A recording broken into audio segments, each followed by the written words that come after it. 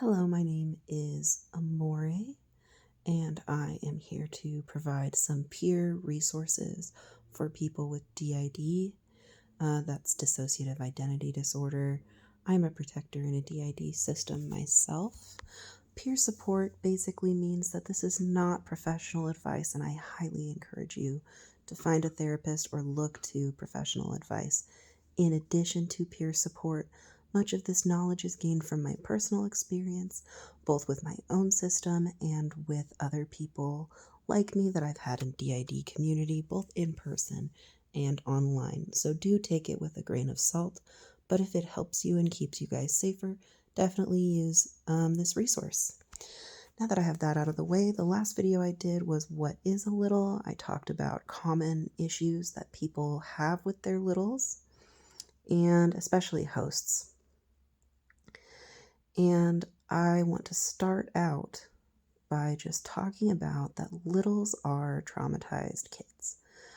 Everyone with DID is at one point or was a traumatized child, and whether they remember trauma or not, they will often behave like traumatized children that we see outside.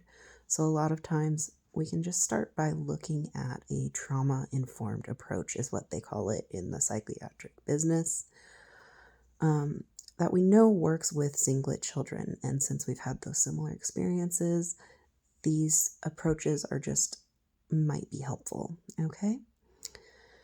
I encourage you to take a relationship-based approach with your littles. Hosts are often so ashamed of their littles that they don't even want to acknowledge them. But remember that DID often occurs with abuse and in ruptured relationships with trauma that causes the kid to split in the first place. So oftentimes these relationship-based approaches will posit that healing also happens with healthy relationships, and in DID, we're talking about our relationship between ourselves and our alters. So before you focus on the problems, focus on the person. You want to forge some trust with your alters, otherwise a lot of techniques are going to backfire.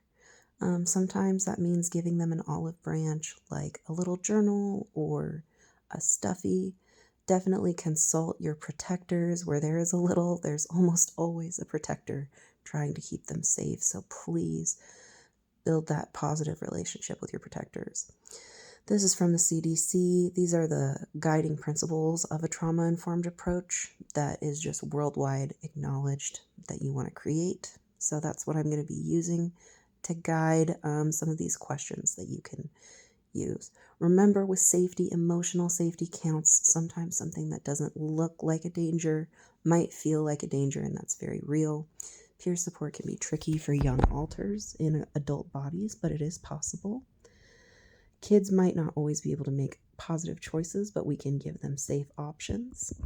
And acknowledging who they are internally is super important, regardless of how ashamed you might be as a host. So this is kind of something to look at. Establishing safety, educating, starting slowly, and engaging with your body are all helpful things.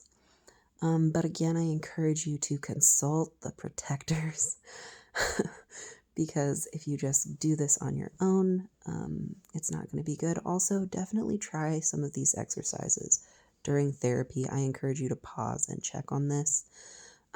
Reflection and rest is also really important with littles because a lot of times their jobs are related to resting and healing the body.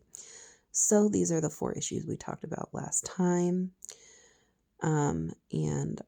If I remember properly, before we even touch these issues, I want to remind you to establish a line of communication with your alters. This video assumes that you already have that, and future videos will talk about that. Approach all of this with curiosity, especially when people first learn that they're a system. They tend to want to hide from it.